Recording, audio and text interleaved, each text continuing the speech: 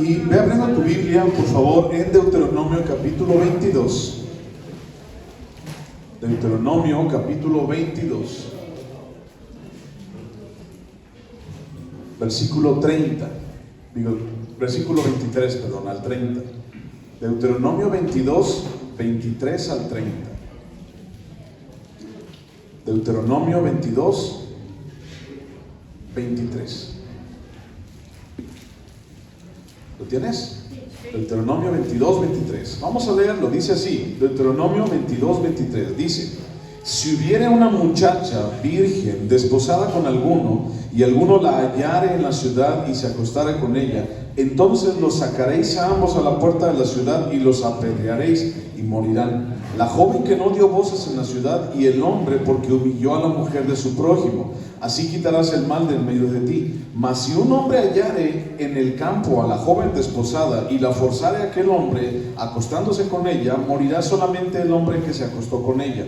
Mas a la joven no le harás nada, no hay en ella culpa de muerte, pues como cuando alguno se levanta contra su prójimo y le quita la vida, así es en este caso, porque él la halló en el campo, dio voces la joven desposada y no hubo quien la librase. Cuando algún hombre hallare a una joven virgen que no fuere desposada y la tomare y se acostare con ella y fueran descubiertos, entonces el hombre que se acostó con ella dará al padre de la joven 50 piezas de plata, y ella será su mujer, por cuanto la humilló.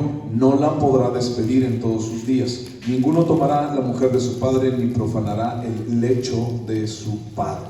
¿Okay? Vamos a orar. Señor Jesús, te damos muchísimas gracias, Señor, y pues bueno, aquí estamos otra vez, Señor, buscando tu rostro, tratando, Señor, de encontrar tu palabra y tu voluntad a nuestras vidas. Señor, confiamos en que tú eres bueno y confiamos, Dios, en que estás aquí. Señor, a ti sea la gloria hoy y siempre. Señor de la misericordia, Señor de nuestra salvación. Señor, te damos a ti nuestras vidas. En el nombre de Cristo. Amén, Dios. Bueno, recuerda que el pueblo de Israel, igual que la iglesia, el pueblo de Israel fue llamado a ser diferente. ¿Te acuerdas de eso? Ok, estamos leyendo o estamos estudiando el libro de Deuteronomio, y bueno, en todo el capítulo 22 hemos estado platicando acerca de un área o de una área específica de nuestras vidas, que es la sexualidad.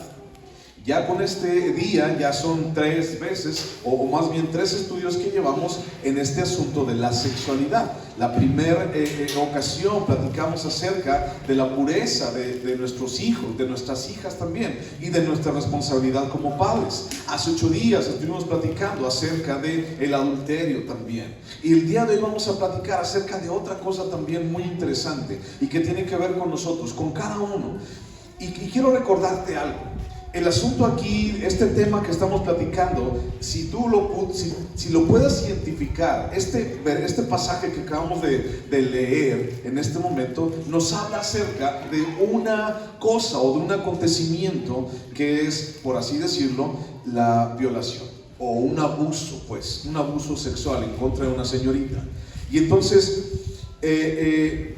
tú sabes que la Biblia, ya lo hemos platicado muchas veces, una de las cosas que tiene es que se divide en ley ceremonial, en ley social, en ley moral. Y entonces esto es parte de algunos usos y costumbres que tenía el pueblo de Israel en aquel entonces. Y en aquel entonces pues era que la persona tenía que acabar con el mal que había en medio del pueblo, y el violador tenía que matarlo a pedradas, toda la congregación del pueblo de Israel. Bueno, esa es una práctica que el día de hoy ya no se hace, es una práctica que el día de hoy pues no hacemos, pues, o la gente no hace, pero sí hay algo importante ahí que nosotros tenemos que entender acerca del tema, y ahorita vamos a descubrirlo. Pero antes de eso, búscame por favor Jeremías capítulo 17, versículo 9. Jeremías 17, 9. Ya te lo sabes, nada más que quiero que lo recuerdes. Jeremías 17, 9. Jeremías 17, 9.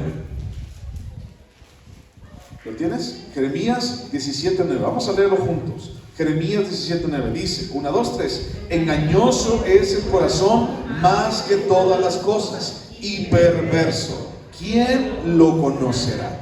¿Quién lo conoce? Dice ahí, yo Jehová. ¿Ok? Entonces, ¿cómo es nuestro corazón? Dice, es engañoso. ¿Ok? Quédate con eso y ahorita vamos a retomarlo. Nuestro corazón es engañoso. Ahora, ya te decía esto, el pueblo de Israel en su tiempo fue llamado a ser diferente, a pensar diferente, a hacer las cosas, a vivir su vida de una manera diferente. ¿Ok? Podemos hablar de muchas circunstancias, de muchas situaciones alrededor de nosotros y cómo es que nosotros también como iglesia, al ser parte del pueblo de Dios, somos llamados a ser diferentes. El pueblo de Israel fue llamado a ser diferente junto o en comparación con las otras naciones a su alrededor. Y nosotros también somos llamados a ser un reflejo de Dios ante el mundo.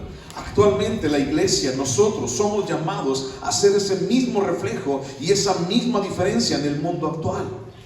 Y estamos hablando específicamente acerca de conducta sexual. Estamos hablando específicamente acerca de cómo tú y yo tenemos que comportarnos en un mundo en el cual cada día está más depravado, un mundo en el cual cada día está más perdido, un mundo en el cual cada día está más loco.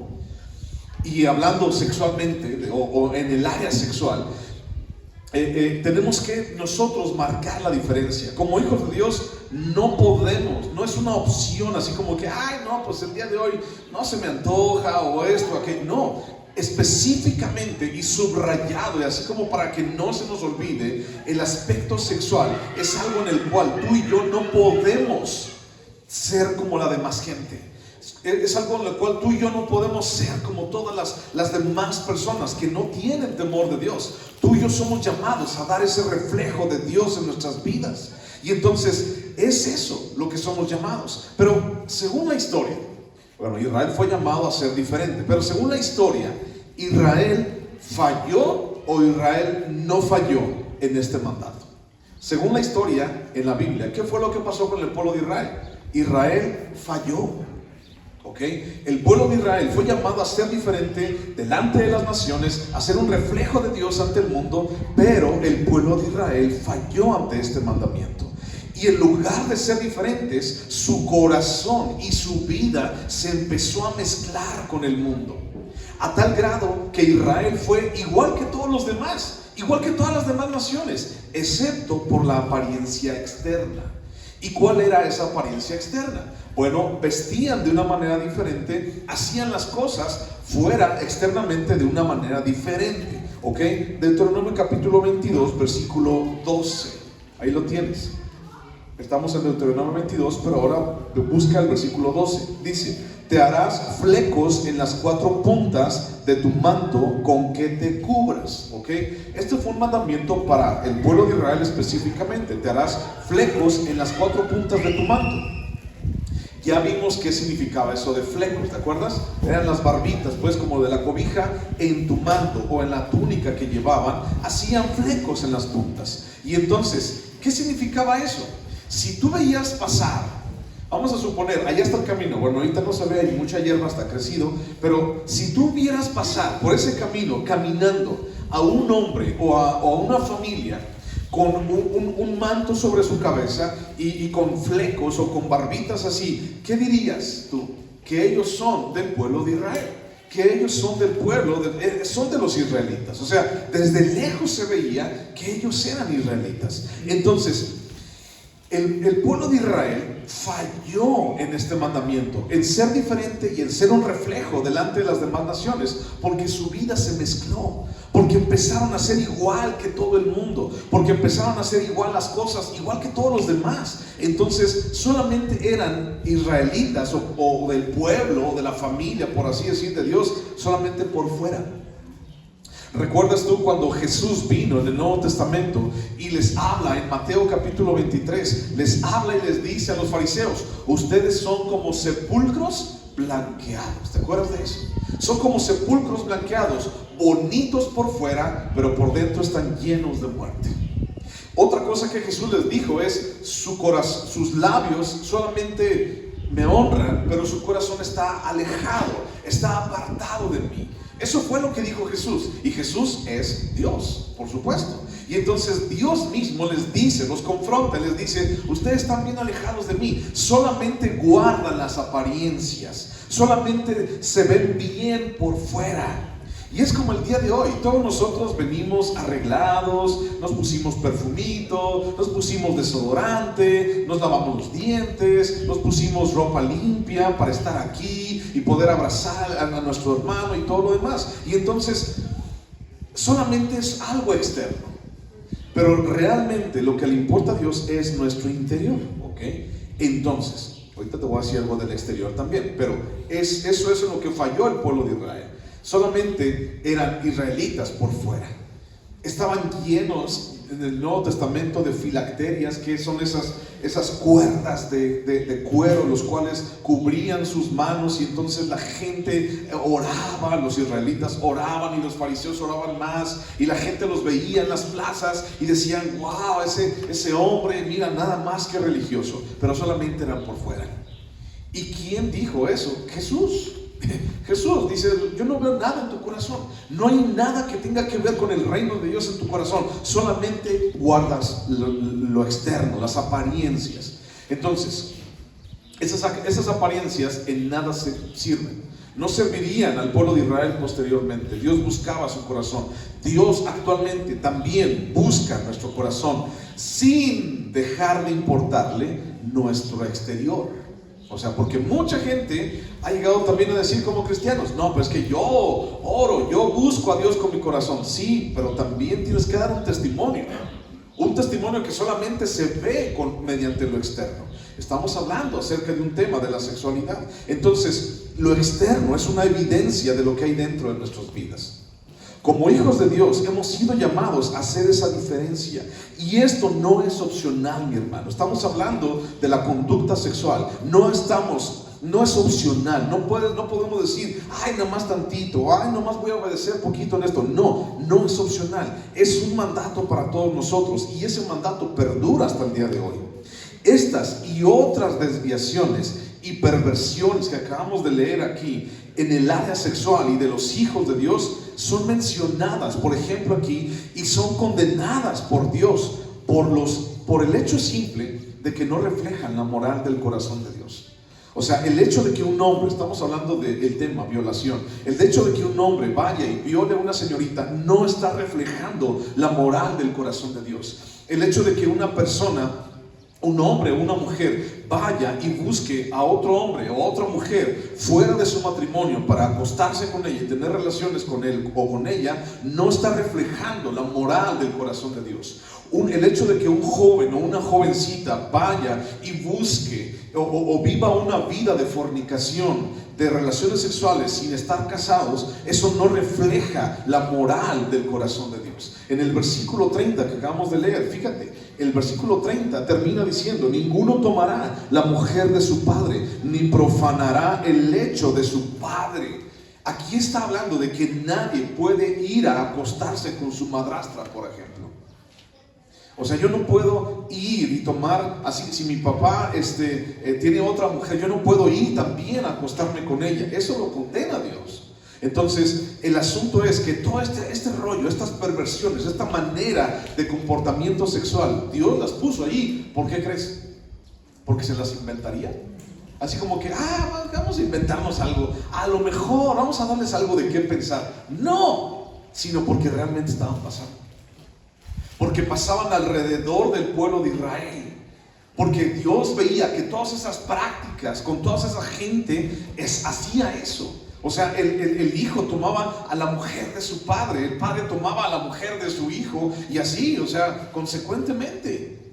La gente no tenía un orden en su vida sexual. La gente fornicaba, la gente adulteraba, la gente iba por aquí, iba por allá con quien se le pegaba la gana. Y eso no es diferente el día de hoy. El día de hoy es prácticamente lo mismo. Nada más que yo creo que más, ¿no? Porque ya somos más población, mucha más gente. El asunto es de que tú y yo el día de hoy también somos llamados a vivir de una manera diferente en nuestra conducta sexual. Una persona que no está reflejando la moral de Dios en su sexualidad debe cambiar antes de que sea demasiado tarde. ¿Ok? ¿ok? Lo dijimos la semana pasada con el adulterio. Si tú has estado involucrado, si tú has hecho algo de esto, si tú has querido, has pensado a hacer algo como esto, arrepiéntete, decíamos la semana pasada. Mira, busca Marcos capítulo 7, versículo 20. Marcos capítulo 7, versículo 20. Y fíjate lo que dice, Marcos 7, 20. Marcos 7, 20. ¿Lo tienes? Marcos 7:20. Está hablando Jesús y viene de una enseñanza de cuando la gente le decía: ¿por qué tus discípulos no se lavan las manos para comer? ¿Qué no sabes que están contaminándose? Pero la gente no hablaba acerca de cómo les va a doler la panza o les van a entrar, no sé, animales en la panza. No estaba refiriéndose a eso.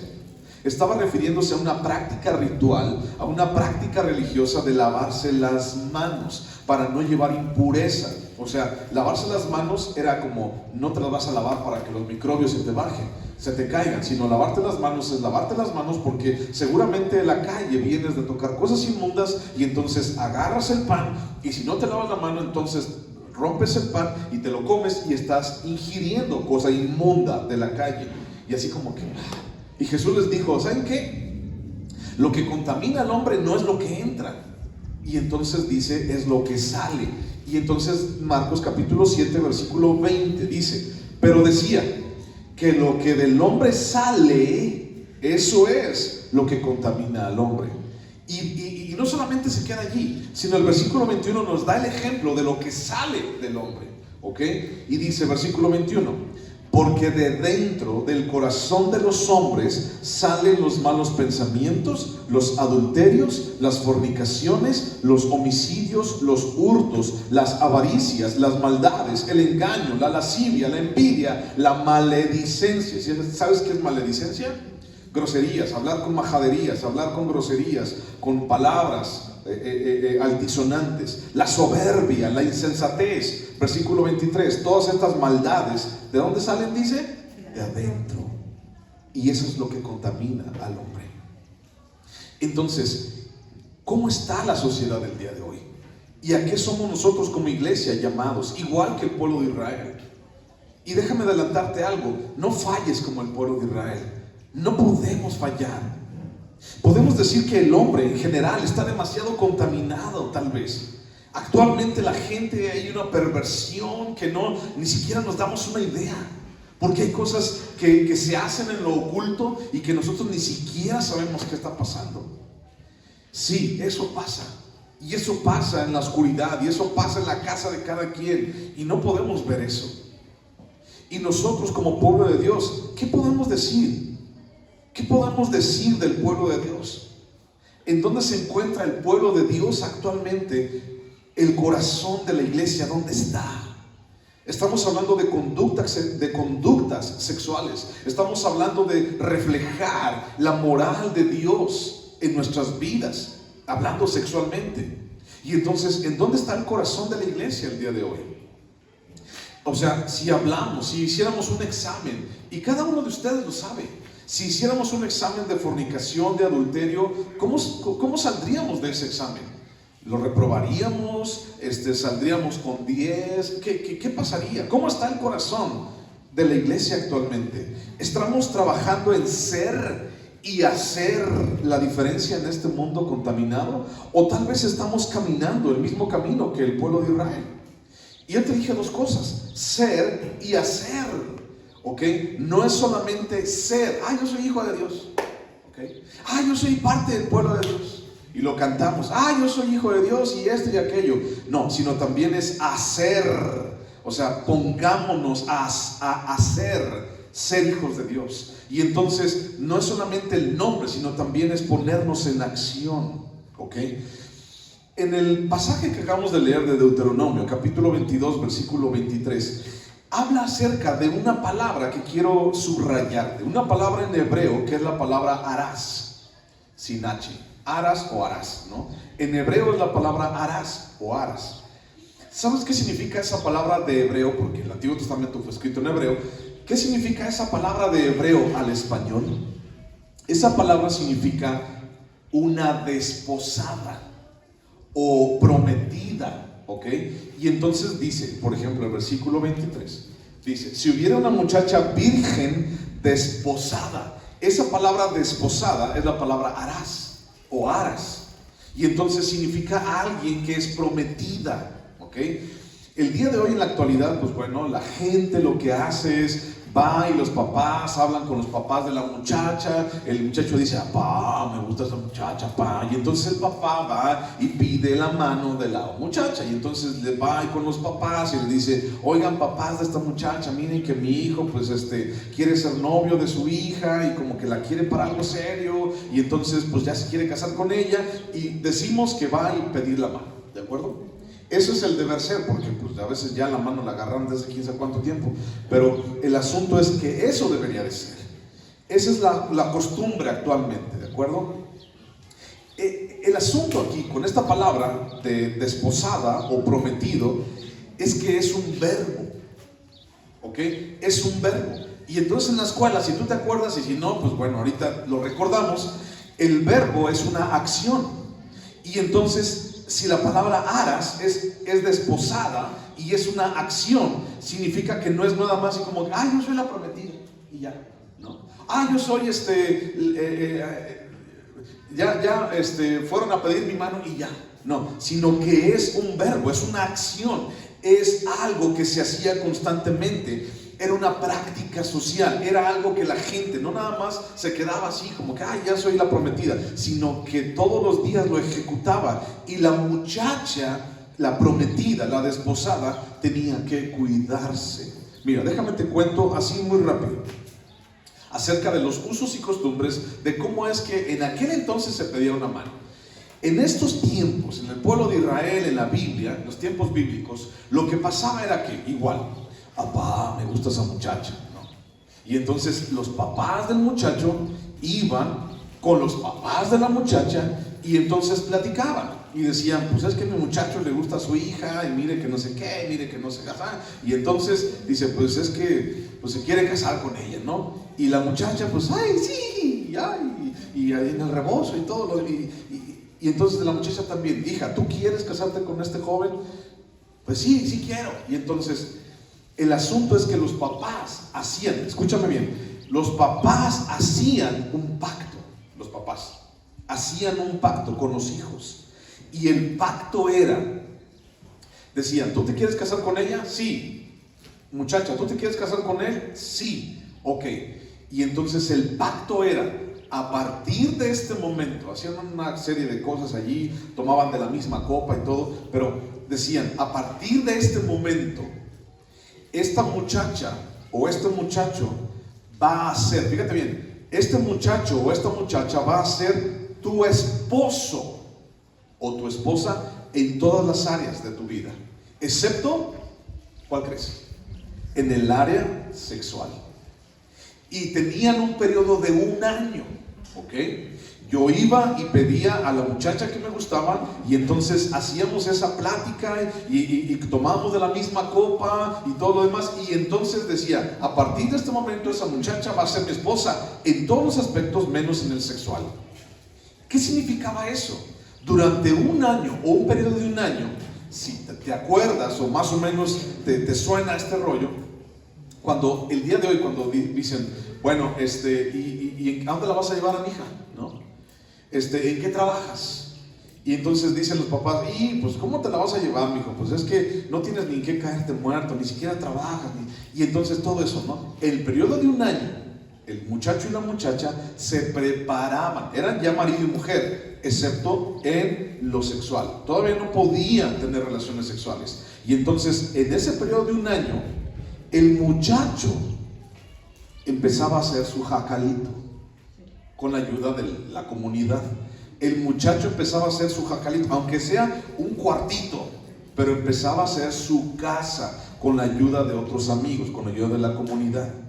Empezaba a juntar que un borreguito, empezaba a trabajar en el lapso de 1 año, empezaba que un borreguito, que una chivita, que así, que asá, para que cuando ya venga mi esposa después de 1 año, entonces ya haya algo en donde yo pueda ir a meterla, ¿no? Eso es por parte del muchacho. Por parte de la muchacha lo que pasaba era que su mamá o las mujeres más grandes que esa muchacha le enseñaban a cocinar, le enseñaban a coser, le enseñaban todo lo referente a la casa a la muchacha, inclusive cómo tratar a su marido de una manera amorosa, sexual y todo lo demás. Le enseñaban todo lo que la muchacha tenía que saber con relación a los embarazos y esto y aquello, todo eso que el día de hoy nos da chivia. Todo eso en un año se lo tenían que enseñar a la muchacha, para que cuando la muchacha terminara el periodo de un año ya supiera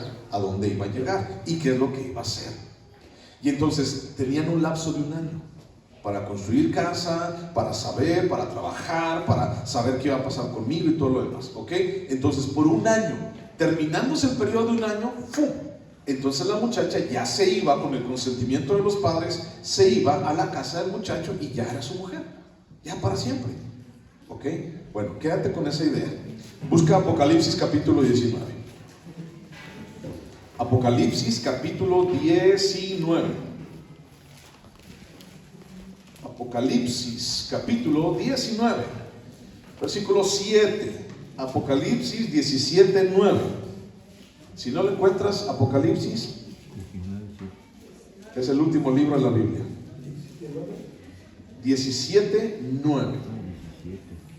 Apocalipsis 17, 9. Dice, 19, 7, perdón. 19, 7. Perdón, pues me dio dislexia. Apocalipsis 19, 7 dice: gocémonos y alegrémonos y démosle gloria, porque han llegado las bodas del Cordero y su esposa se ha preparado, y a ella se le ha concedido que se vista de lino fino, limpio y resplandeciente, porque el lino fino es las acciones justas de los santos. Ahora, fíjate bien, versículo 9. Y el ángel me dijo: escribe, bienaventurados los que son llamados a la cena de las bodas del Cordero. ¿Quién es el Cordero? Jesús. Y me dijo: estas son palabras verdaderas de Dios. ¿Quiénes son aquellos que son bienaventurados y que son llamados a las cenas de la boda del Cordero? ¿Quiénes son?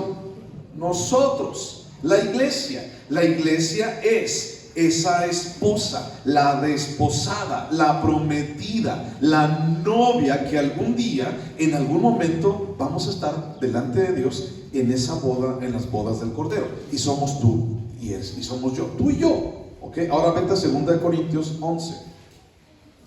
2 de Corintios 11. 2 de Corintios 11. Versículo 2. 2 de Corintios 11, 2. Dice Pablo: porque os celo con celo de Dios, pues os he desposado. ¿Te acuerdas qué significaba esa palabra desposado? La prometida. Un año, un periodo de tiempo, con un solo esposo, dice, para presentaros como una virgen pura a Cristo. ¿A quién dice? A Cristo. ¿A quién? ¿A quién nos ha desposado? ¿A quién nos ha prometido? A nosotros. Dice versículo 3: pero temo que como la serpiente con su astucia engañó a Eva, vuestros sentidos sean de alguna manera extraviados de la sincera fidelidad a Cristo. ¿Ok? Aquí existe algo que necesitamos entender. Existe la promesa en la verdad hecha por Dios de que algún día estaremos allí en las bodas del Cordero.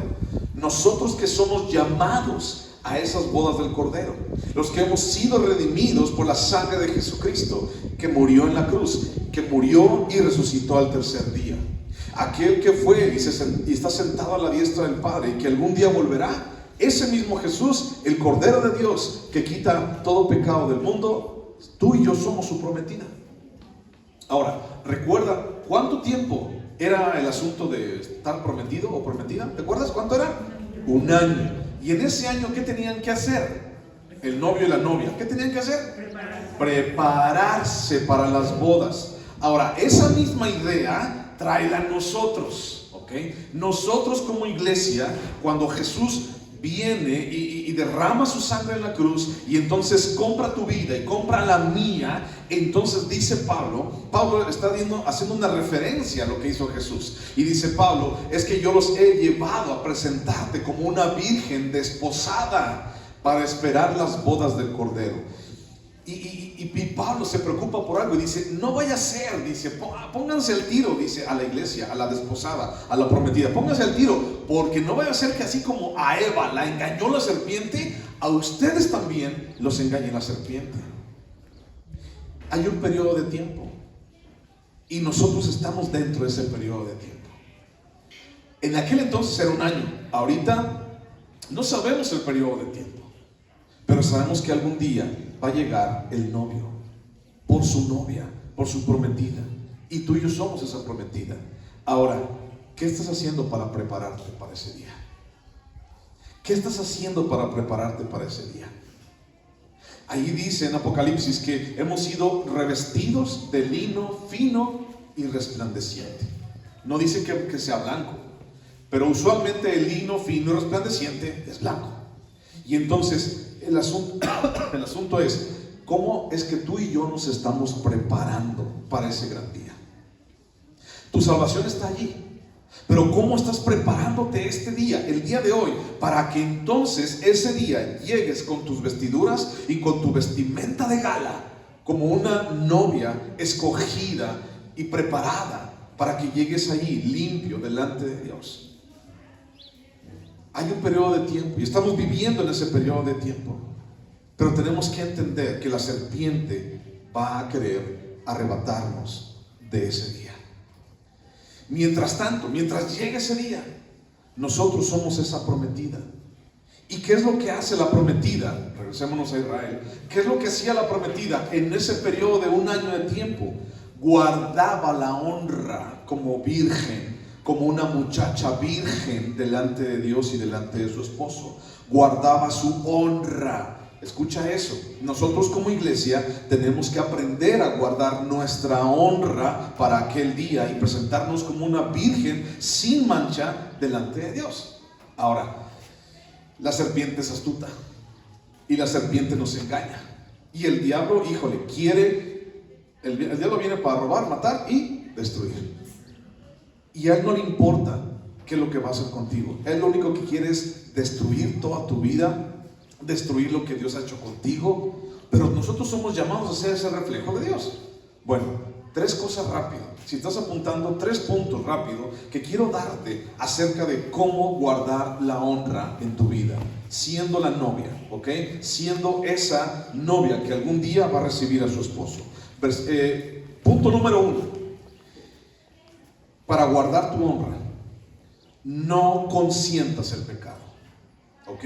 No consientas el pecado. El versículo 23 y versículo 24, te lo voy a leer otra vez de Deuteronomio 22, dice: si hubiera una muchacha virgen desposada con alguno y alguno la hallara en la ciudad y se acostara con ella, o sea, la violare, entonces los sacaréis a ambos a la puerta de la ciudad y los apedrearéis y morirán los dos. La joven porque no dio voces, o sea, no gritó en la ciudad, y el hombre porque humilló a la mujer de su prójimo, o sea, le quitó su honra, y así quitarás el mal de en medio de ti. ¿Ok? Punto número 1, no consientas en el pecado. O sea, cuando pasaba esto, o sea, iba el hombre y agarraba a una muchacha y abusaba de ella. Y entonces, si era en la ciudad, los dos morían. ¿Por qué? Dice allí, porque la muchacha no gritó, ni dio voces, ni dijo: ayúdenme, ayúdenme, auxilio, socorro. No dijo nada de eso, sino que consintió el encuentro.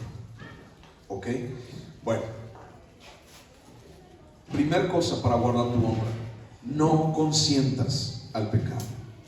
Y aquí la pregunta es para ti: ¿qué estoy consintiendo en mi vida que hace que pierda mi honra otorgada por Dios? No hay nada en mí, ¿ok? Fíjate bien, no hay nada en mí que tenga honra, porque nuestro corazón es, ¿cómo dice Jeremías? Engañoso y perverso, ¿ok? Mi corazón es engañoso y perverso. Y luego Marcos capítulo 7, Jesús dijo: ¿de dónde salen los hurtos y los adulterios y todo ese rollo? ¿De dónde salen? de mi corazón. Eso es lo que contamina al hombre. Sin embargo, Dios nos ha llamado a través de la sangre de Cristo a tener honra y dignidad. La dignidad y la honra nos las ha dado Dios, no yo, no nosotros. No podemos nosotros comprar honra, no podemos nosotros revestirnos de nuestra propia honra. Eso no se puede. No hay nada en mí que sea agradable delante de Dios, excepto la sangre de Cristo, el sacrificio de Cristo en nuestras vidas. Y entonces, ¿cómo guardo yo mi honra? ¿Qué estás consintiendo el día de hoy en tu vida que hace que tu honra se pierda? Esa honra que Dios te regaló. Ahora eres esa prometida y Dios te ha dado esa honra. Eres llamado, tienes una invitación para el día de las bodas del Cordero. ¿Qué te hace perder esa honra? Esta muchacha, o sea, los dos, al violador y a la muchacha, al abusivo y a la muchacha, los mataban apedreados. ¿Por qué? Porque la muchacha según había consentido. Ese es el principio. Entonces, el consentimiento del pecado puede ser ¿por qué es que yo puedo consentir el pecado en mi vida? Uno, por miedo.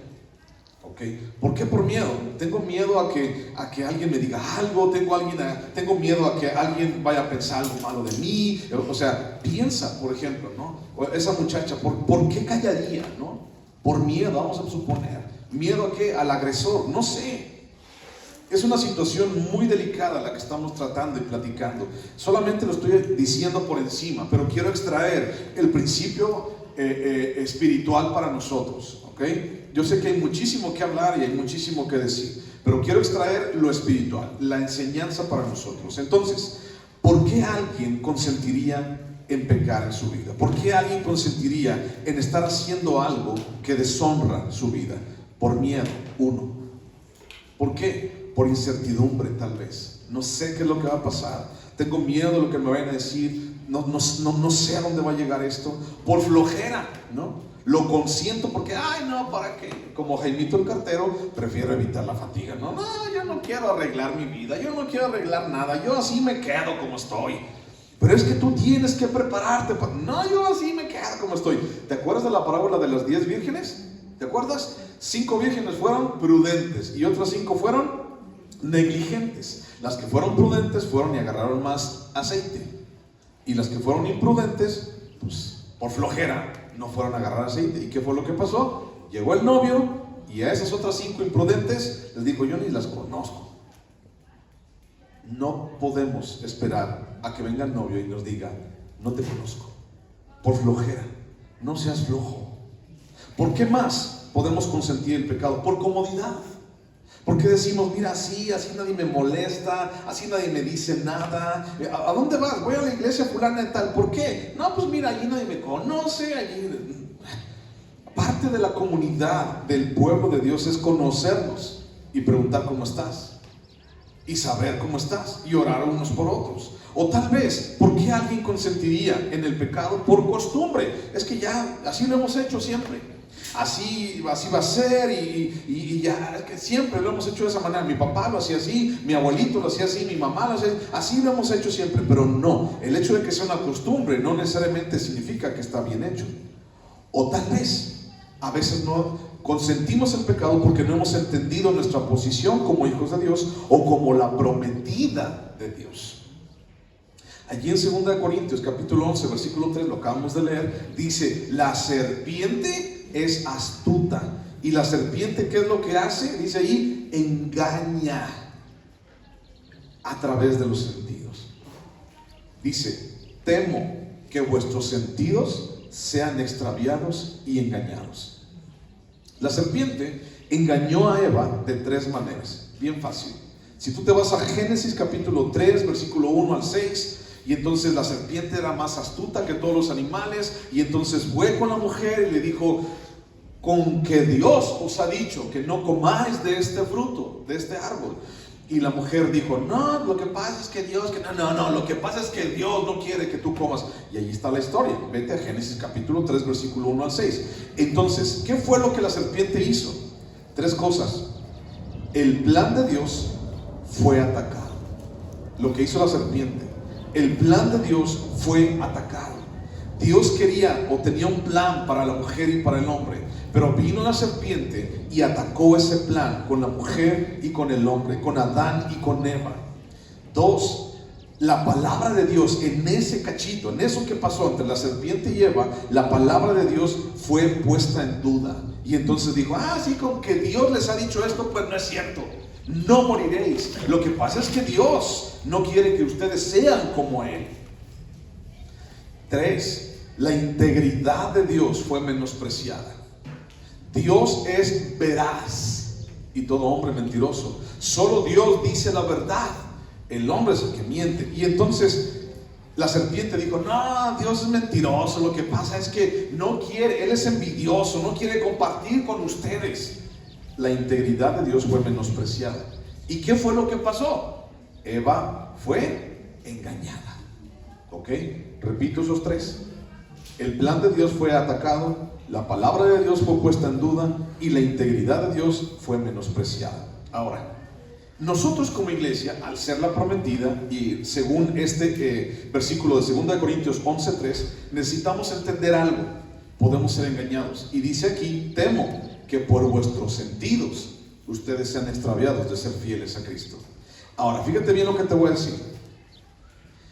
Actualmente como iglesia, podemos consentir lo que te voy a decir a continuación. 1. Podemos consentir que el plan de Dios para la iglesia es atacado con pecado, con división, con mundanalidad, con flojera y con menosprecio de ese plan. O sea, el plan que Dios tiene para nosotros como iglesia, híjole, por permitir pecado, por permitir división, por permitir ser mundanos unos con otros, híjole, ese propósito es atacado. 2.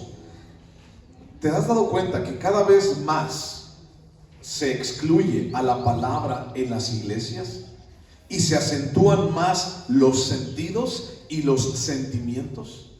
Cada vez más este libro es olvidado. Cada vez más este libro parece más nuevo en tus manos. Mira, ay hermano, tu Biblia está bien nuevecita, la acabas de comprar ayer. No, tengo como 30 años con ella. Pues ¿cuándo la abres? ¿No? Está nuevecita, toda esta tiene el hilito de oro, mira todo lo demás. Cada vez más se excluye la palabra de las iglesias y se acentúan los sentidos y los sentimientos. Es que vamos a hacer esto para que se sienta bonito. O en una ocasión, cuando dirigí la alabanza hace como 20, 30 años, en una ocasión, una mujer se acercó conmigo y me dijo, en alguna ocasión, me dijo, hermano, hoy sí sentí la presencia de Dios. Y yo dije, sí hermana, de verdad, sí, hoy sí sentí la presencia de Dios. Gloria a Dios, aleluya. Amén, hermano. Qué bueno, Dios la bendiga, gracias. La siguiente semana, todo me salió mal. Me equivoqué aquí, me equivoqué allá, hicimos esto, hicimos aquello, todo salió mal. Y la misma hermana se acerca conmigo y me dice, hermano, hoy no sentí la presencia de Dios, hoy no la sentí. Y entonces ahí me di cuenta de que la gente busca sentir, de que la gente busca andar por sentimientos más que por convicciones. Entonces la palabra de Dios a nuestras vidas nos trae convicciones. La palabra de Dios no es para que tú te sientas bien, para que tú te sientas bonito, para que sientas tranquilo.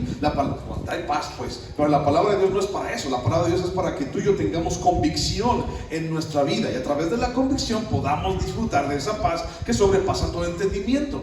Pero el día de hoy cada vez más las iglesias se excusan en que pues es que vamos a ser incluyentes y vamos a atraer a la gente y a los muchachos y a las generaciones y todo esto, y entonces vamos a que la gente se sienta más a gusto aquí.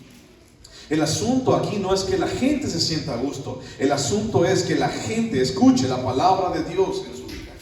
Y ese va a ser siempre mi compromiso contigo, que escuches la palabra de Dios en tu vida. Pero parece que cada vez más iglesias se van más con los sentimientos.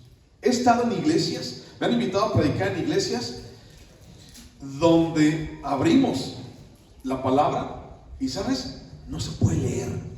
¿Sabes por qué? Porque está bien oscuro. O sea, está así como que... Y una vez hasta saqué el celular para ver, porque no puedo ver. Y me invitaron a predicar, yo estaba predicando y yo no veía. Imagínate todos los demás allá abajo. Entonces, ¿qué es lo que hace la gente si no ve? Pues le cierra y entonces se queda, ¿no? ¿Por qué crees que aquí tenemos mucha luz? Bueno, aparte de que no tenemos puertas, pero tenemos harta luz, mucha luz. ¿Para qué? Para que veas bien, hermano, para que veas bien tu confrontación para tu vida, para que veas bien y Dios te revele bien lo que tienes que escuchar el día de hoy. Bueno, tercera cosa que pasa en el asunto de consentimos: la promesa de Dios es puesta aparte. ¿Ok? Mucha gente piensa que Jesús se ha demorado demasiado. En su segunda venida, en ese día de las bodas del Cordero, la gente piensa, es que pues ya, pues hace cuánto que nos ha prometido, la promesa de Dios, ya como que la gente no se acuerda de ella. En las iglesias ya no se habla de que Jesús viene, Maranatá, el Señor viene, y el Señor viene por su iglesia, y el Señor viene por su iglesia ataviada, digna, honrosa. El Señor viene, Maranatá, algún día va a llegar. Y algún día va a llegar por ti y por mí. ¿Qué estás haciendo para prepararte en ese día? ¿Qué estás haciendo para conocer a tu novio, a tu prometido? ¿Qué estás haciendo? El asunto es que en muchas ocasiones esta promesa se ha puesto aparte. Ya no se habla de esto. Ya no se habla de que tienes que guardar tu honra. Ya se habla de que todos vamos a sentir bonito al mismo tiempo. Tenemos que guardar la honra. Y si hemos manchado nuestras vestiduras, tenemos que arrepentirnos. Y tenemos que ir a la fuente de agua viva, que es Cristo y su sangre. Y entonces lavar nuestras manchas y nuestras vestiduras. Porque todo aquel que confesare su pecado, entonces delante de Dios, dice, Dios es fiel y justo para perdonarle y limpiarle de toda maldad. Tenemos que hacerlo. La promesa, mucha gente dice que no se ha cumplido. Desde aquel entonces, dice, nos ha dicho que va a venir y no ha llegado. Y la promesa se reemplaza con algo tangible. Y entonces ven por tu milagro del departamento en Acapulco, ¿no? Ven por tu milagro de que quién sabe qué. Ven por tu muela de oro. Ven por tus ojos de oro. No sé, algo. La promesa se ha sustituido por algo tangible. Y se ha llegado a entender el evangelio como algo, como dinero, como prosperidad. La promesa de Dios, déjame te digo, es real. Su verdad es real. Su elección sobre nosotros es real. No dudes de eso. Dios te ha escogido como hijo de Dios. Y Él, si te lo prometió, lo va a hacer. Él es real. Busca 2 de Pedro, capítulo 3. Es real, mi hermano. 2 de Pedro, capítulo 3, versículo 9 dice: el Señor no retarda su promesa, según algunos la tienen por tardanza, sino que es paciente para con nosotros, no queriendo que ninguno perezca, sino que todos procedan ¿al qué? Al arrepentimiento. La iglesia durante mucho tiempo, en las últimas décadas, ha consentido cada una de estas cosas. Ha consentido pecado, flojera, costumbre, comodidad. La iglesia ha consentido tantas cosas y nos hemos extraviado de la verdad. Guarda tu honra, hermano. Guarda tu honra como la novia ataviada y honrosa que eres. Guarda tu honra, no por ti, sino por causa de Jesús. Guarda tu honra. Punto 1. No consientas el pecado. Punto 2, aléjate del peligro. Punto 2, estás apuntando, aléjate del peligro. El versículo 25 al versículo 27, sigo leyendo. Dice, Deuteronomio 22, 25, dice: mas si un hombre hallara en el campo a la joven desposada y la forzare a aquel hombre acostándose con ella, morirá solamente el hombre que se acostó con ella, mas a la joven no le harás nada. No hay en ella culpa de muerte, pues como cuando alguno se levanta contra su prójimo y le quita la vida, así es en este caso, porque él la halló en el campo, dio voces la joven desposada y no hubo quien la librase. Aquí el caso es diferente. Dice, bueno, si una muchacha anda sola ahí en el campo, en el bosque o lo que sea, en el bosque de la chinita se perdió, si anda ya sola, pues entonces dice, y si un hombre abusare de ella, pues nada más al hombre le vas a dar chicharrón, a la mujer no, porque la mujer, la muchacha, seguramente gritó y no había nadie a su alrededor para que la librara y la auxiliara. No llegó el príncipe azul. Ese es el segundo caso. Ahora, está muy claro, pero el asunto es, pregunta. Así como que me puse a pensar algo, ¿no? Y entonces, pregunta. ¿Qué hace una joven? Piensa, fíjate bien, esta pregunta, es una pregunta de telenovela, ¿ok? Fíjate bien.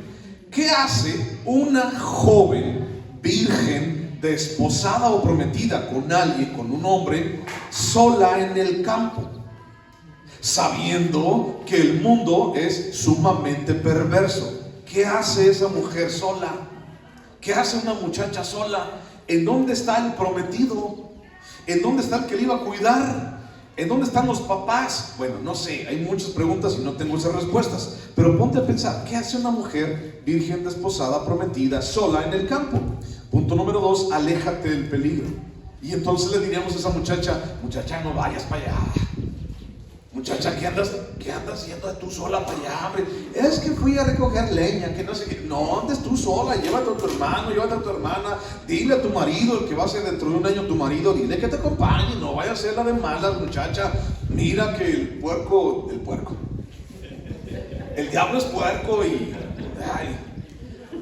No me va a pasar nada, Aléjate del peligro. Proverbios capítulo 6, versículo 27. Proverbios 6, 27. Proverbios 6, 27 dice: ¿tomará el hombre fuego en su seno sin que sus vestidos ardan? ¿Andará el hombre sobre brasas sin que sus pies se quemen? Proverbios 6, 27 y 28. Aquí dice, en pocas palabras, no puedes andar jugando con el pecado. No puedes agarrar brasas ardiendo aquí en tu pecho y pensar que no te vas a quemar. No puedes caminar sobre fuego ardiente y pensar que no te vas a quemar. Primera de Pedro capítulo 5 versículo 8 dice: sed sobrios y velad, porque vuestro adversario anda como un ¿qué? León rugiente, buscando a quien se come en un taco, buscando a quien devorar. Podemos pensar que no va a pasar nada. Ay, no, es que yo ya he pasado por allí, ya he ido muchas veces al campo sola y no me ha pasado nada, y yo sé karate y no me importa, y va a venir, ya yo le he hecho karate y traigo un machete y que que se acerque. No puedes pensar. Eso pasa con el pecado. Yo soy Juan Camaney y yo soy hijo de Dios, a mí no me va a pasar nada y yo puedo con esto y con más. No puedes pensar eso. Aléjate del peligro. Podemos pensar que no va a pasar nada, o que tal vez será algo rápido. No, ahorita voy rápido, o que nadie se va a dar cuenta. No, mira, no todo pasa. No, yo voy y salgo rápido y me vengo y ya. Mira, nadie se va a dar cuenta de que entré, que salí, que fui, que hice. Nadie se va a dar cuenta. Podemos pensar que inclusive el pecado es inofensivo, pero ¿sabes? Te digo algo, no lo es. El pecado para nada es inofensivo. No puedes agarrar fuego así en tu pecho sin quemarte. No lo es. Y el diablo también, déjame te digo algo. El diablo no anda jugando a llevarse al infierno a las personas. ¿Ok? Te lo repito. El diablo no anda jugando a llevarse al infierno a las personas. Esto es real, mi hermano. El diablo viene a robar, matar y destruirte. La mayor mentira de Satanás con respecto al pecado, y sobre todo dentro de las iglesias de Dios, es que el pecado es inofensivo. El pecado no daña a nadie. El pecado no va a pasar nada. No, mira, yo peco y nada más, nadie se va a dar cuenta ahí en la iglesia que no sé qué. O tal vez piensa que es pasajero, o tal vez mucha gente piensa que no es tan grave. Lo que hice no es tan grave, no pasa nada. Ya tengo como 3 mujeres en diferentes ciudades, con 20 hijos en diferentes... No pasa nada. No, No, pues cómo, mira, yo vengo aquí, me siento en la iglesia y levanto mis manos, no pasa nada, si no la iglesia no se entera, no va a pasar nada. No, aléjate del peligro. No podemos estar solos como hijos de Dios. En el huerto del Edén, ¿te acuerdas cuando Dios vio a Adán? Y entonces Adán estaba poniéndole el nombre. Este se va a llamar borreguito, este se va a llamar conejito, este se va a llamar elefante. Tú me caes gordo, tú te vas a llamar puerco, ¿no? Y estaba poniéndole ahí el nombre a los animales. Y de repente, pues no sé cómo vio Dios a Adán, si lo vio aburrido, si lo vio frustrado, si lo vio agüitado, si así como que, a ver, háblame, cuá, cuá, cuá. Y no, pues no había nadie que se pudiera comunicar con él. No sé cómo lo vio, pero dijo, híjole, no es bueno que este vato esté solo. No es bueno que el hombre esté solo. Le voy a hacer una ayuda idónea. Y entonces viene Eva, y entonces ya se duerme y dice, mira, Adán, aquí está una mujer y se llama Eva y es igual que tú y va a estar contigo, ¿no? Y el otro, ay, sí, muchas gracias. Entonces el asunto es, no podemos estar solos. Una de las cosas que más daño hacen a la vida cristiana, a tu vida, a la mía, a la cualquiera, es que estamos solos. De verdad, no puedes estar solo en este camino. Busca a alguien. No podemos bajar la guardia. No podemos relajarnos, mi hermano. No podemos pensar que yo puedo solo. He escuchado muchísimas personas. Mira, es que yo no voy a la iglesia. Sí, yo creo en Dios, soy cristiano, pero yo no voy a la iglesia porque hay una bola de hipócritas que no sé qué. Pues sí. Para empezar, yo, Alejandro Servín, yo no digo nada de ti. Alejandro Servín, bola hipócrita. Sí, yo sí, pero mira, hay una silla para otro más también. Vente, no pasa nada. O sea, el asunto es, no estamos aquí porque somos buena onda, ¿o sí? No estamos aquí porque somos los más perfectos, ¿o sí? No estamos aquí porque nunca hemos pecado. Dice Jesús que el médico va y sana ¿a quién?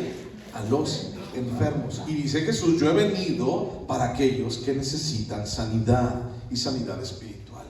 Yo estoy aquí porque necesito de Dios. Y tú estás aquí porque necesitas de Él. Estoy aquí porque allá afuera yo sería un desastre. Estoy aquí a los pies de la cruz porque hemos entendido que fuera de la voluntad de Dios no hay nada bueno, no me espera nada bueno. Y muchos de nosotros ya hemos comprobado eso. Traemos un amargo sabor de boca de allá del mundo, un agrio sabor de boca del mundo. Acuérdate de tu testimonio, acuérdate de dónde te sacó Dios. Traemos ese sabor de boca todavía y lo sigues recordando. ¿De dónde te sacó Dios? Un sabor a estiércol de allá afuera. No hay nada bueno para mí allá afuera. Por eso estamos aquí. No porque seamos buenos, sino porque necesitamos de Él. No podemos estar solos. Y hay gente que dice, no, yo solo la hago. No, yo me reúno aquí en mi casa solo. No podemos estar así. Mi hermano, qué bueno que Dios los ha guardado durante tanto tiempo. Pero el asunto es que el mandamiento es no dejes de congregarte. Y no podemos relajarnos. ¿Qué significa eso de relajarnos? Pues dejar de orar, dejar de leer la palabra de Dios, dejar de buscar a Dios. Eso significa relajarte. Y entonces hay mucha gente que dice, no pasa nada. No. Fíjate, en alguna ocasión alguien platicando así de su vida espiritual, y yo le estaba dando consejería, me habló por teléfono y me pidió consejería de su matrimonio y todo lo demás y así, porque estaba pasando situaciones y bla, bla, bla, bla. Bueno, no es de aquí, ¿ok? No está aquí entre nosotros, no, para que ni estés pensando así como que, ¿quién ha sido? No es de aquí. Me habla por teléfono, me habla acerca de sus situaciones y después me dice, no, pastor, ya estoy mejor, mire que ya me he puesto a buscar a Dios. Y yo, ay, qué padre, qué bueno, ¿y qué has leído? ¿No? ¿Qué te ha dicho Dios? No, de verdad, me he puesto a buscar a Dios. Ya vi la película de Noé, ya vi la película de los 10 mandamientos, ya estoy aventando la telenovela del canal 13 de David y sus valientes, o no sé cómo se llama. ¿Tú crees que eso es buscar a Dios? ¿Alguien ha visto, se ha pasado por allí y ha visto así como que, ay, los 10 mandamientos, ay, que no sé qué? ¿Tú crees que eso es orar, leer, buscar a Dios? Pues claro que no. Y entonces, mi hermano, para ti, punto 2, aléjate del peligro. Y en este periodo, mientras viene el novio, fortalécete, presta oído, pon atención y sé diligente. ¿Qué significa ser diligente? Significa alguien, pues, que no es negligente. ¿Y qué es alguien que es negligente? Pues alguien que dice, no pasa nada, y deja todo para mañana, y deja todo para pasado mañana. Alguien que es negligente dice, no pasa nada, yo solito puedo. No seas negligente, sé diligente, haz lo que tienes que hacer, fortalécete, presta oído, ponte en acción, ora, lee, busca a Dios. Punto número 3 y último. El primero fue no consientas el pecado. El segundo fue busca alejarte del pecado. Y el 3 y último, busca que Jesús sea tu Señor. ¿Ok? Voy a leerte versículo 28 y 29 de Deuteronomio 22. Dice, versículo 28 y 29, dice: cuando algún hombre hallare a una joven virgen que no fuere desposada, y la tomara y se acostara con ella y fueran descubiertos, entonces el hombre que se acostó con ella dará al padre de la joven 50 piezas de plata, y ella será su mujer por cuanto la humilló. No la podrá despedir en todos sus días. ¿Okay? Aquí está hablando de pasadita, de que pues ya te casaste, y no hay así como que, no hay matrimonios maruchan, así de express, y ya me lo acabé, y ya 5 minutos, y ya te vas a tu casa, vete con tu madre, porque ya no te aguanto. No, te casaste, tú escogiste a ese hombre, tú escogiste a esa mujer, échale, trabájale, busca a Dios, y dobla tus rodillas. Necesitamos más como esto. Ya no necesitamos, mi hermano, ser como el mundo y tener matrimonios desechables. Que tu matrimonio no sea desechable. Jóvenes, si tú algún día te vas a casar, piensas casarte, no, quita de tu cabeza que tu matrimonio sea desechable, que a la primer cosa ya no quieras nada con él o con ella. Punto 3, busca que Jesús sea tu Señor. Y entonces andaba un hombre, ya vimos el primero que, abusa de una mujer en la ciudad, luego abusa de una muchacha en el campo, y la tercera cosa, o el tercer ejemplo es que, pues va el hombre y toma a una muchacha, y entonces se acuesta con ella, y dice, pues no estaba desposada, no estaba prometida con nadie, entonces pues es mía, ¿no? Y entonces la toma para sí. Y le paga a su papá de la muchacha 50 monedas de plata, 50 ciclos, dice en otra versión, o 50 shekels, que eran monedas de plata, así más o menos, y se las daban en dote, en pago, porque había deshonrado a su hija. Y se casaba con ella y era su esposa para siempre. Bueno, busca que Jesús sea tu Señor. Punto 3 y último. Efesios capítulo 2, versículo 11. Busca que Jesús sea tu Señor. Efesios 2:11. Dice: por tanto, acordaos de que en otro tiempo vosotros los gentiles, en cuanto a la carne, erais llamados incircuncisión por la llamada circuncisión hecha con mano en la carne. En aquel tiempo estabais sin Cristo, alejados de la ciudadanía de Israel y ajenos a los pactos de la promesa, sin esperanza y sin Dios en el mundo. Pero ahora en Cristo Jesús, vosotros que en otro tiempo estabais lejos, habéis sido hechos cercanos por la sangre de Cristo. Punto 3. Busca que Jesús sea tu Señor. ¿Por qué te digo esto?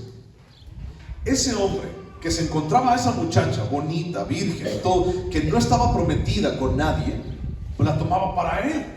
Y decía, pues esta muchacha me gusta, y la agarraba y se le llevaba a su cacha. ¿Qué hubiera pasado? Tomás, ponte a pensar un poquito. ¿Qué hubiera pasado si esa mujer tuviera un prometido? Bueno, estaría desposada, y a lo mejor estaríamos como en los otros acontecimientos, los que ya llegamos a pasar. Pero, ¿qué haría si esa mujer, esa muchacha, estuviera desposada? Bueno, fíjate lo que te voy a decir a continuación. Si esa muchacha estuviera desposada, entonces tendría un prometido. Y el prometido, según mis nervios y según mis pensamientos y según lo que, igual me vas a dar la razón, según lo que yo pensaría que debería de ser, sería que el prometido no descuidaría a su mujer. ¿Estás de acuerdo? O sea, ¿para qué la descuido? Mejor, mira, voy a estarla cuidando, voy a hacer mi casita, mi jacal, allá está la casa de sus papás, desde aquí la veo, mira, que va, que al agua, que va, que al molino, que va, ya, pues aquí la cuido, porque es mi prometida. O voy y la acompaño.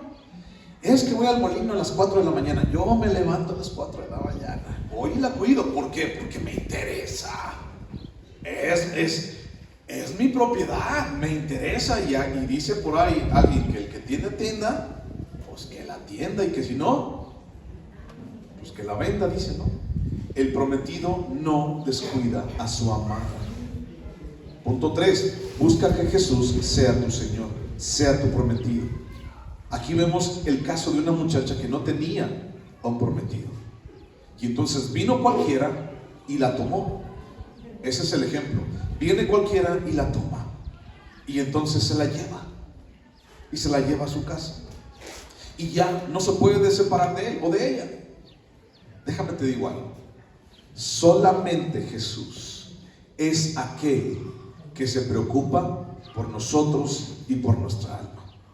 En el libro de Efesios que acabamos de leer hace ratito, dice que antes no éramos nada, no teníamos Dios, no teníamos esperanza, estábamos viviendo así sin esperanza en el mundo, pero Jesús en su misericordia nos ha hecho cercanos a Él. A través de su sangre nos ha atraído a Él. Él es el único que, más allá de pagar solamente un precio, lo pagó por amor a nosotros. El hombre en la historia, ese hombre que va y agarra a una muchacha virgen y todo y se la lleva a su casa, tenía que pagar al papá 50 ciclos, 50 piezas de plata. Ese hombre en la historia, escucha lo que te digo, ese hombre en la historia pagó un precio por su capricho, pagó un precio por su deseo carnal, pagó un precio por pura pasión carnal. Es que esa muchacha me gusta, pues me la llevo. Pero Jesús no pagó un precio por pasión carnal, no pagó un precio por capricho. Jesús, más que pagar el precio con plata, Jesús pagó el precio con su propia vida, y lo hizo por ti y por mí, por amor. Y asimismo, por amor, como nuestro prometido, nos cuida, nos sustenta hasta esperar el día en que podamos gozarnos junto a Él. Es por eso, punto 3, que Jesús te conviene que sea tu Señor, porque Él nos cuida, porque Él nos sustenta hasta ese día. Otro Señor nos descuida, otro Señor ni le importamos, solamente quiere satisfacerse con nosotros. Pero Jesús nos ama. Juan 3:16, de tal manera el Padre nos ha amado, que ha mandado ¿a quién? A su único Hijo Jesucristo a morir por nosotros en la cruz del Calvario. Y todo aquel que en Él cree no se pierde, sino tiene vida eterna.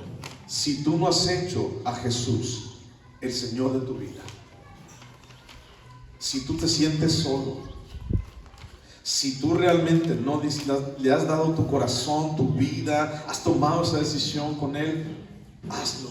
No te esperes más, mi hermano. No te esperes más a que otro día pase así en la incertidumbre o en el miedo. Ve a los pies de Cristo y Él te va a cuidar y Él te va a sustentar. Toda mi vida como hijo de Dios, Él ha cuidado cada uno de los detalles en mi vida, y lo ha hecho también en la tuya. Nos conviene este Señor, Jesús, como el dueño, como el prometido de mi vida.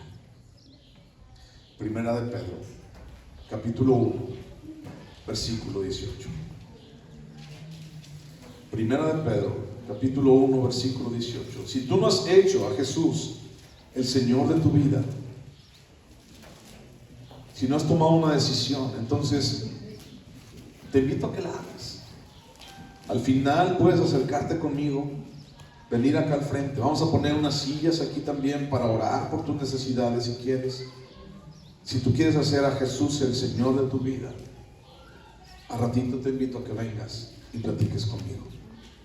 Primera de Pedro, capítulo 1, versículo 18, dice: sabiendo que fuisteis rescatados de vuestra vana manera de vivir, la cual recibisteis de vuestros padres, no con cosas corruptibles como oro o plata, sino con la sangre preciosa de Cristo, como de un cordero sin mancha y sin contaminación, ya destinado desde antes de la fundación del mundo, pero manifestado en los postreros tiempos. ¿Por qué? Dice ahí: por amor de vosotros, y mediante el cual creéis en Dios, quien le resucitó de los muertos y le ha dado gloria, para que vuestra fe y esperanza sean en Dios, habiendo purificado vuestras almas por la obediencia a la verdad mediante el Espíritu, para el amor fraternal no fingido.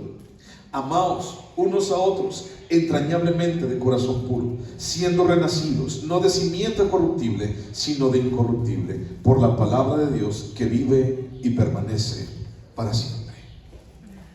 Él nos ha dado una promesa que vive y permanece para siempre. Algún día va a venir por ti y va a venir por mí. ¿Estás preparado para ese día? ¿Qué estás haciendo para prepararte?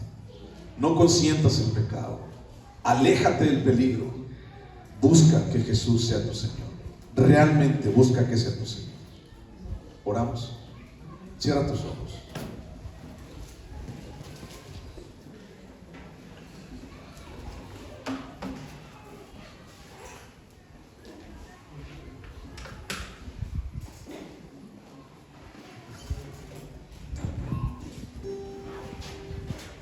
Señor Dios, aquí estamos otra vez, dándote a ti la gloria, Padre.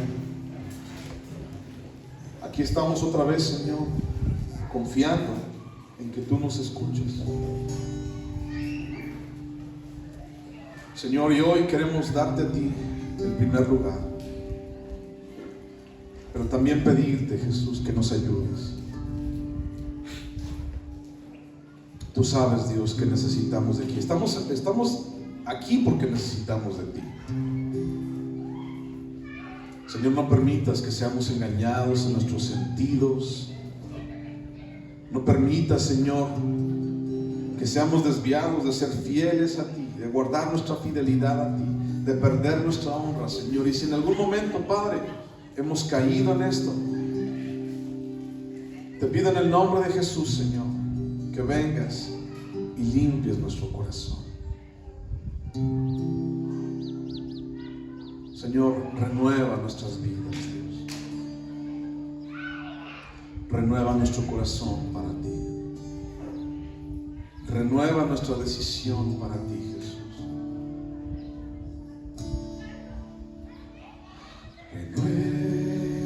Renuévame, Señor Jesús.